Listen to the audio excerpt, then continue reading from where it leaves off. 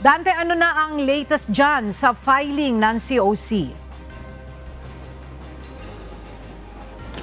Magandang umaga, Ella. Sa ngayon ay nagpapatuloy itong paghahain ng Certificates of Candidacy o COC, partikular na mga national candidates dito sa Manila Hotel. At batay sa datos, Ella, sa ngayon ay nasa 13 na ang nakapaghain ng kandidatura para sa pagkasenador, samantala yung party list, Ella, ay mukhang isa pa lang yung ating nakikita kanina, yun yung Gabriela party list.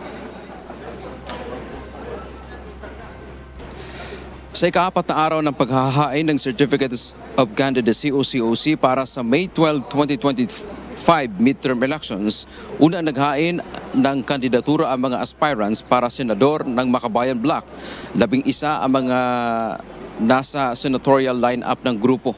Kabilang narito si Gabriela Party List Representative Arlene Brosas, Representative Franz Castro ng ACT Teachers Party List, Teddy Casino ng Bayan, Modi Floranda ng Piston, Lisa Masa ng Gabriela, Mimi Doringo mula sa Kadamay, Ronel Arambulo ng Pamalakaya, Jerome Adonis ng Kilusang Mayo Uno o KMU, Amira Lindasa ng Sandugo Movement of Moro and Indigenous Peoples, Danilo Ramos at Jocelyn Andamo.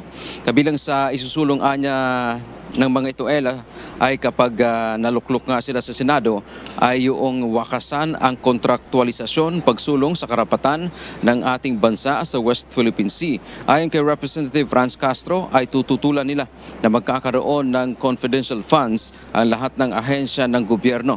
Samantala si Representative Brosas naman ay sisikapin umano na magkaroon ng pagbabago sa desisyon ng Korte Suprema na binibigyan ng Good Conduct Time Allowance o GCTA ang mga heinous crimes offender tulad ng rape at murder. Paliwanag ni Brosas, ang mga mabibigat na krimen ay hindi dapat pagkalooban ng GCTA ang mga may kagagawa nito. Bukod dito, isusulong din umano ng kanilang grupo ang mga panukalang batas para sa mga mahihirap tulad ng mangingisda, magsasaka at pagtugon sa kapakanan ng health workers.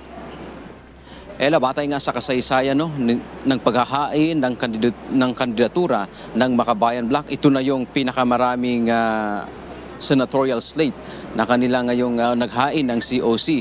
Sa mga nakaraan kasi, gaya ng 2022 national local elections, kung di tayo nagkakamali ay 2 lamang ang kanilang kandidato at walang pinalad sa kanilang manalo. So sa ngayon, Ella, ang kanilang target ay mayroon ng mailuklok mula sa Makabayan Bloc na kanilang miyembro. Yan muna ang ating balita. Balik sa iyo, Ella. Maraming salamat, Dante Amento.